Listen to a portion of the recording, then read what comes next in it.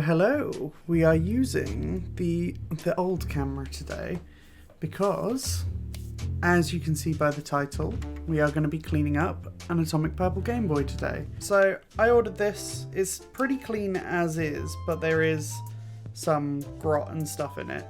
The eBay listing said it was working a few years ago, is what it directly said.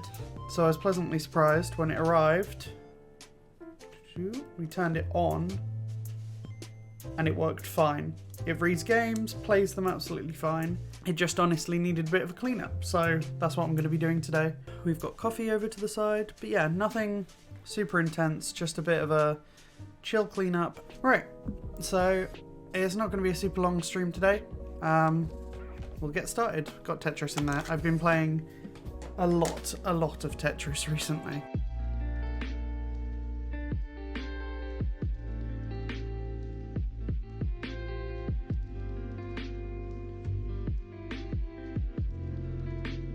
So this is a very simple take apart. If you were around for the DMG Game Boy stream, you may remember that the DMG has two motherboards, PCBs, whatever you want to call them, in the back of it. And in the next revision of the Game Boy, they actually made it a lot simpler. It's only got a single PCB, so it's a lot easier to disassemble. Now we should be able to separate these parts. There we go. So that's the two halves separated. We will remove the cart shield, I think, first, because then this whole half is done once we've removed the battery contacts. So let me grab a Phillips head.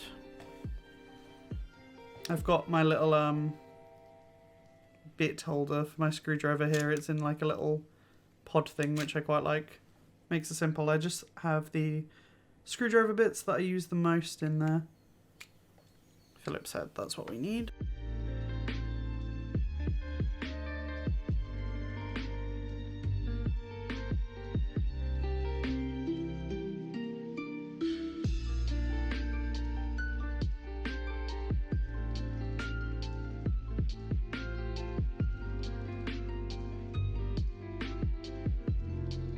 We'll keep the cart shield safe over here for now.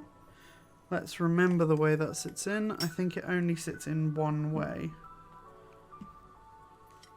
Let me just have a looky look. Yes, so it only sits in this way. So we'll keep it that way up. And we will get a flathead bit and remove the battery contact. So the battery contacts have, if my camera will focus, have a little tab just in here that you have to push down to get them out. Come on, battery contact, there we go. Yeah, there is a little corrosion on these.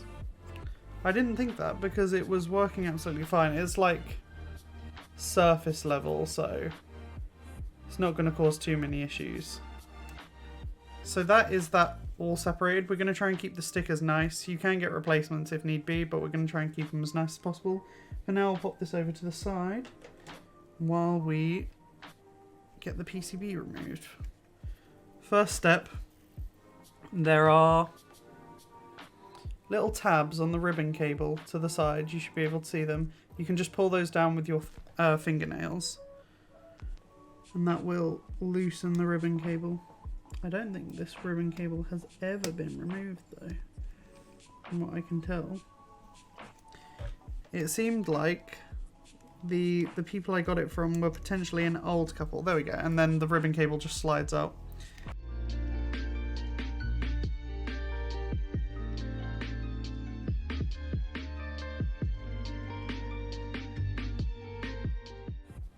This should just now lift out of place. It does indeed.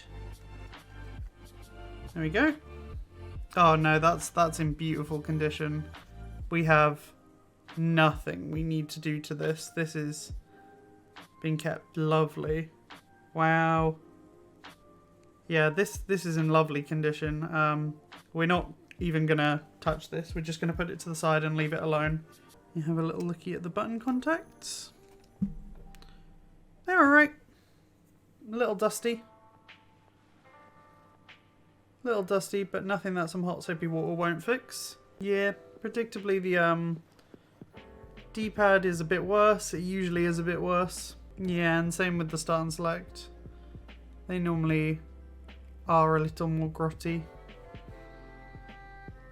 Yeah, a bit of guff in the buttons as well, but nothing too bad. The people who had this before kept it in great condition. Very pleased about that. This is my least favourite bit. We're gonna twist the shell to loosen the adhesive for the screen. Just got to be very careful about it, and you should hear it starting to loosen. And that top corner has now come up. So from there, we should then be able to get our hand. We'll just give it a bit more of a loosen. There we go, and those corners have now come up. I hate trying to loosen the screen from these because... There we go. Just got to go gently with it, and then the adhesive loosens up. I'll try and keep that adhesive stuck down. I imagine it's kept so nice because it's not been touched before. Right, so I think it's time to take all of these over. And what we will do is I will bring my big bucket again. So what we do for cleaning up the Gameboys is I've got this big bucket of hot soapy water here, and we just dunk them in the water. So we'll get them all popped in. There we go, those are all in the water. And then we just give them a bit of a scrub up.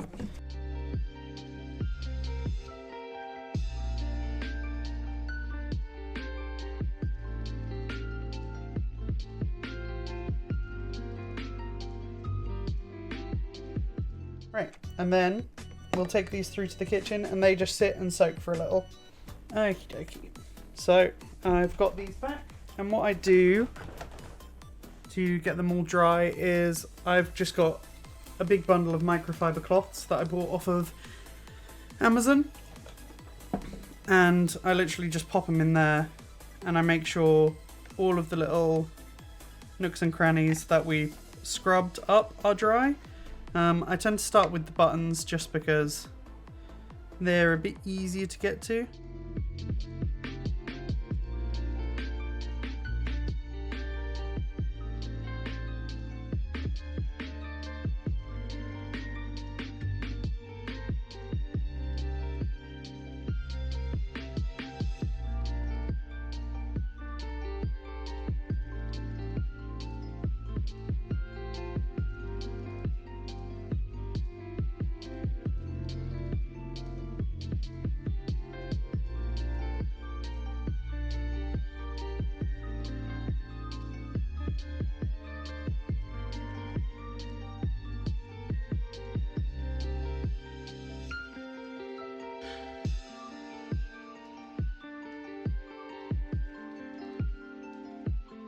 Right, we are pretty much there with drying out the insides of these. Just making sure there's no extra moisture about.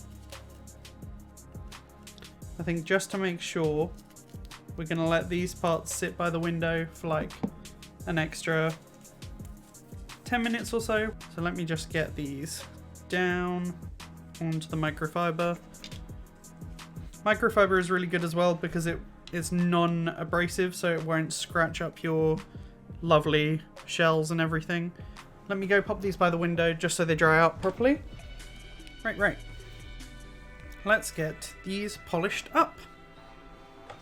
So as I said, we are using a brand called Mr. Sheen. It's just a multi-surface polish. Works well.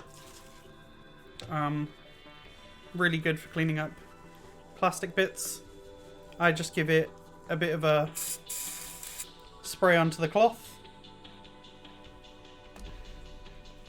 and then I give the bits a bit of a polish.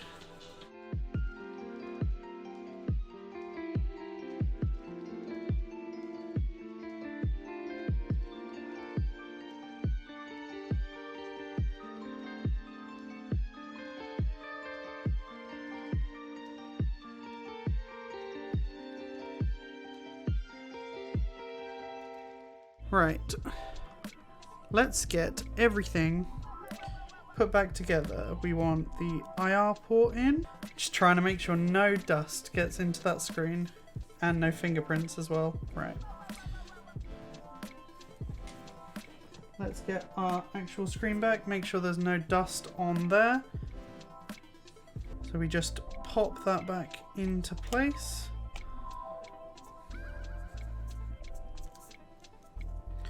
Check there's no dust between it. No, lovely jubbly.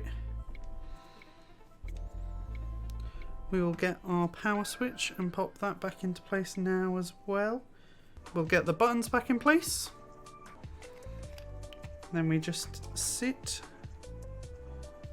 everything back into place, I believe.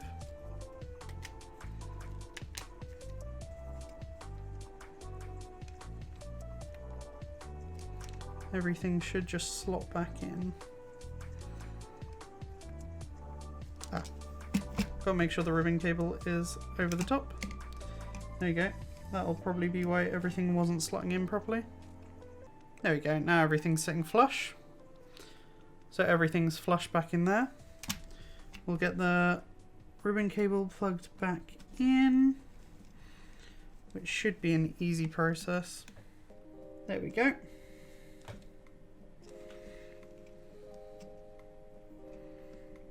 And then you just push those tabs back down. And then make sure the ribbon cable is in very nicely. Right, and then we will get everything screwed back into place.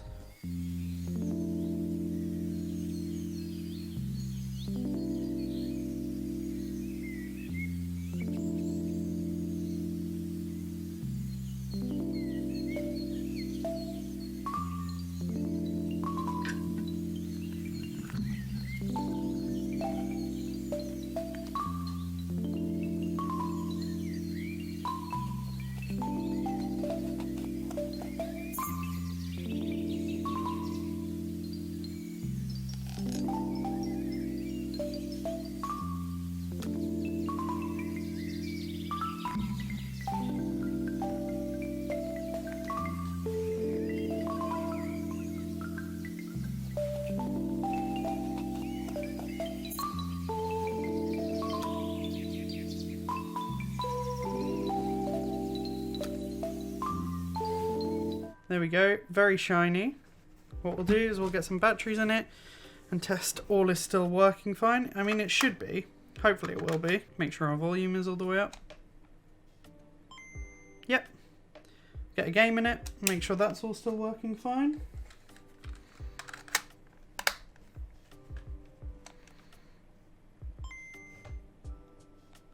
Yeah, all working beautifully. Let me do a bit of a zoom in on the screen just so you can see it, and I'll pop up the brightness. This is going to be interesting.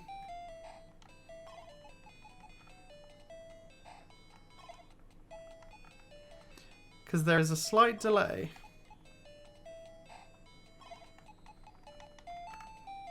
But for the most part, I should be able to play it fine.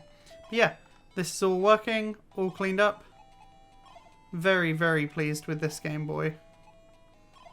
It's honestly one of the nicest ones I'm probably going to have in my collection. I think I'm going to leave that there for now, for fear that that is going to go on far too long.